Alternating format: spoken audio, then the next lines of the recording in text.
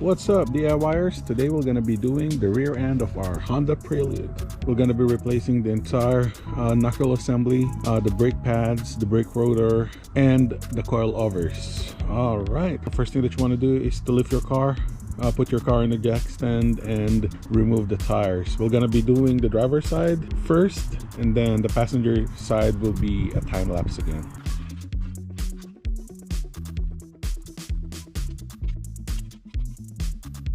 Let's remove this plastic cover first. This one is held by a 10mm. So this one is held by two 10mm bolts, one at the bottom and then one here on top. And then after that, we need to remove this two 12mm slider bolts for the brake caliper.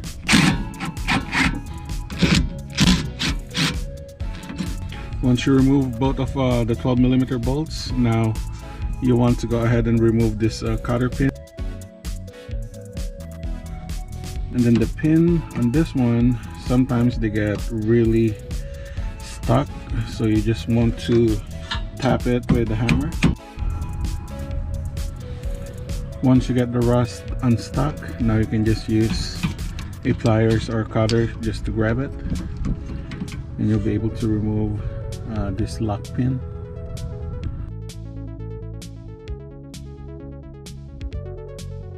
After removing the brake pads, the next thing that you want to do is to remove this brake caliper bracket. You have two bolts here at the back, and both of them are 14mm.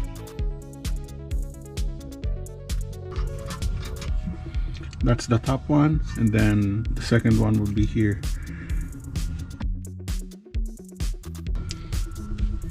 And then now you can just pull out bracket. After separating the brake caliper bracket, the next thing that we want to do is to follow this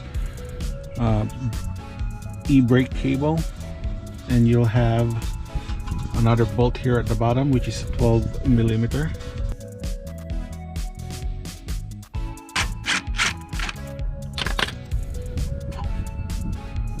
After removing the 12mm bolt, the next thing that you want to remove is 12mm bolt that secures this bracket to the brake line.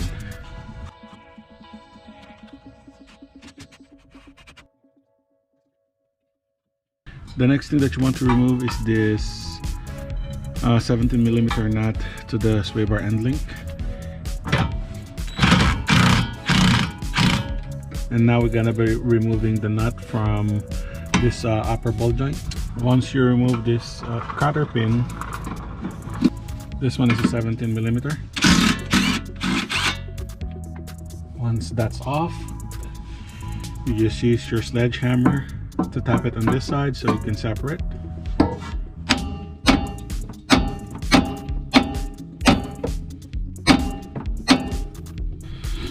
Once the upper ball joint is separate, we can go ahead and remove this lower control arm B.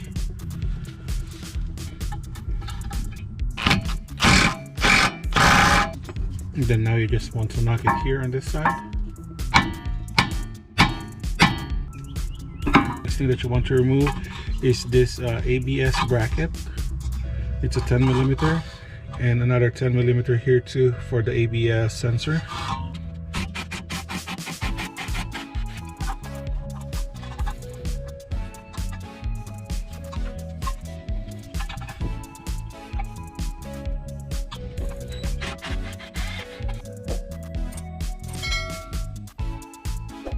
And then now you just want to set the ABS sensor on the side. You have to remove this dust shield to access the lower ball joint, but you can also swivel this towards the car, so it will give you enough room at the bottom. You want to remove the cotter pin first. After removing the cotter pin, you want to remove this nut too. This one is a 19mm. You can also use a pickle fork to separate the ball joint.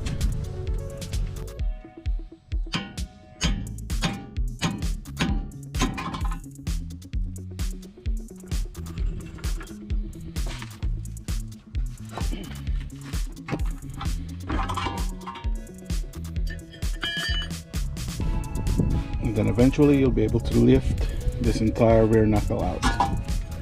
After removing the rear knuckle out, the next thing that we're going to be removing would be the lower connector of this strut, and this is a 17mm bolt.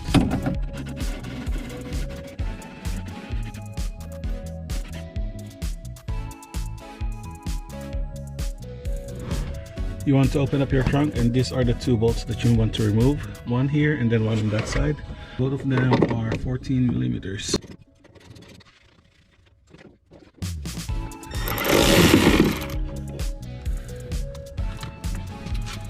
And then after removing the two nuts on top, you can just go ahead and pull the strut assembly out. And then now we can just continue to remove the other end of this sway bar end links. After removing the entire sway bar end link, now we're about to remove this upper ball joint on this upper control arm. We're going to use our press. You need a cup that can go over the top of the upper ball joint, and you also need the clamp.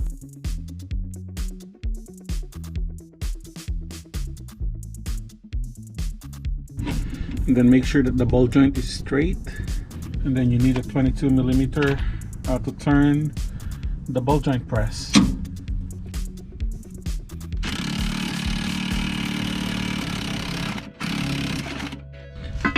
And then now we can just remove the upper ball joint. So these are the parts that I have currently. So I have both of the refurbished rear end knuckles, both of the rear end Coilovers sway bar end link for both sides, upper ball joint for both sides, and brake pads. And now we're ready to install our upper ball joint. This one is easier, you don't need to press it because it comes with the nut on top and the washer.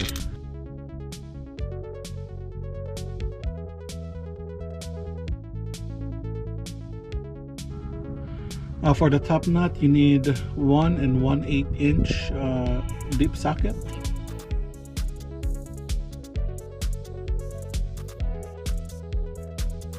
And then after installing the upper ball joint, the next thing that we're going to be installing is our knuckle. And this is our refurbished knuckle assembly. First thing that you want to do is to put this lower ball joint. Once you put in the lower ball joint, connect this upper ball joint as well. For now, I will just secure it with the nut to hold it in place. I will also secure the lower ball joint with the nut for now. The next thing that we're going to be installing is the brake rotors. We're also using new screw sets to hold the rotors. And a little bit of anti-seize as well.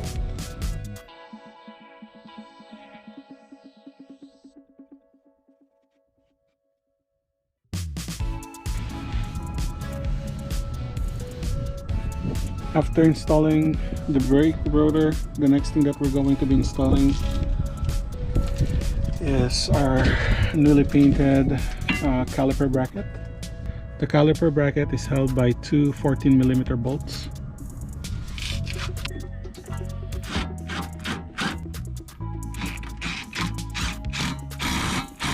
Upon inspection, both of my brake calipers that I have for the rear are already irreparable. They're both not good anymore. I'm just waiting for my order from a local parts store to arrive. And then while waiting for the brake calipers to arrive, I will complete everything here for now.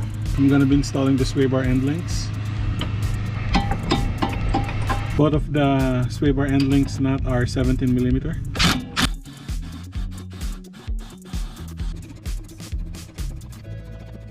After installing the sway bar end links, now we have to install the bracket for the brake line. This one is held by two 12mm. It's behind this spindle arm.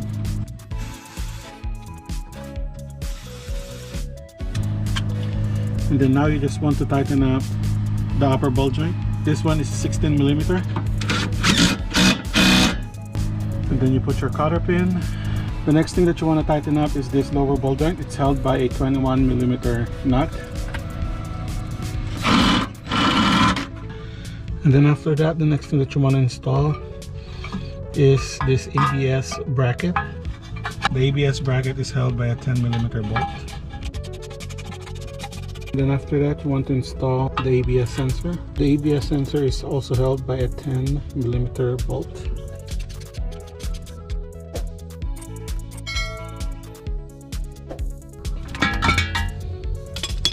After installing the ABS sensor, now you want to tighten up the nut on the lower control arm B. The control arm B is held by a 17 millimeter nut. The next thing that we're going to be installing is the strut assembly. So you just want to line up those two bolts on the top, and then now you want to put the two nuts on top. It's gonna be hard because it's only by myself, but I will manage to do that.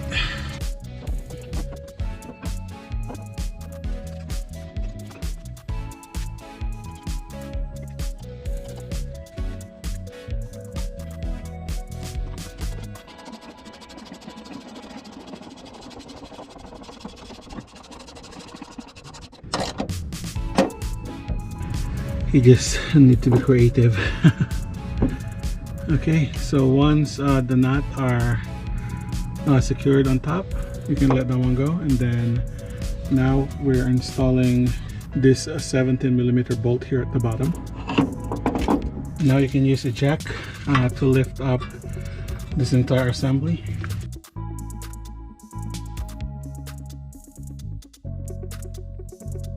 Now you can put this 17 millimeter nut. After that, you want to tighten up those two bolts on top. They are 15 millimeter.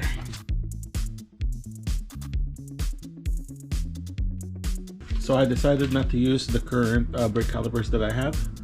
I just got a refurbished one from a local parts store, and those are the ones that I will be using. Since we're using a new brake caliper that came with a bracket, we're going to be removing this one and swapping it out.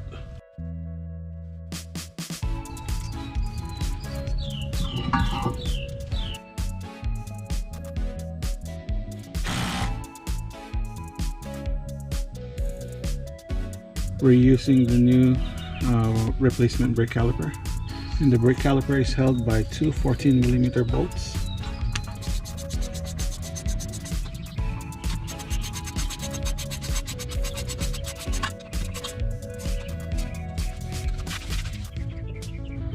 After installing your brake caliper, now we're going to put in our brake line. This brake caliper came with new banjo bolt and crush washers. And then you want to tighten up this banjo bolt. This one is a 15 millimeter.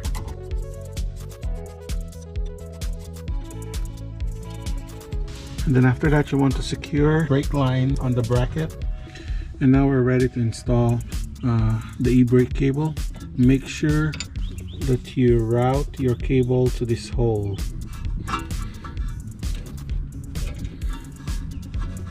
And then after routing the cable, make sure to use this security click too.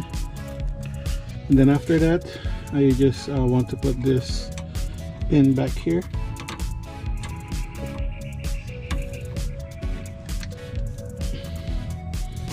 And then finally secure it with the cotter pin.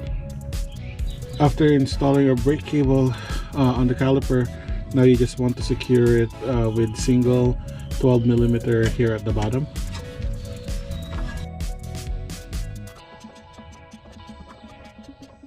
And then now we just want to install back this shield. It's held by two 10 millimeters. And then the second one goes here on the. And now our driver's side suspension system is done. I will be installing everything on the passenger side. That one will be a time lapse, so stay tuned.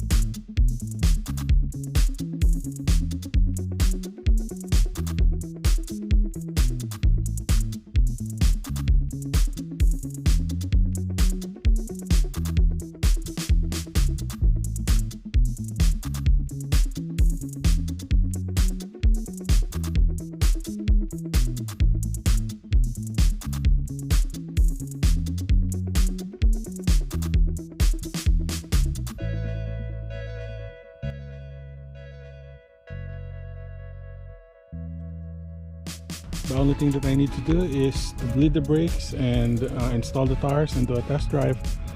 Thank you for watching.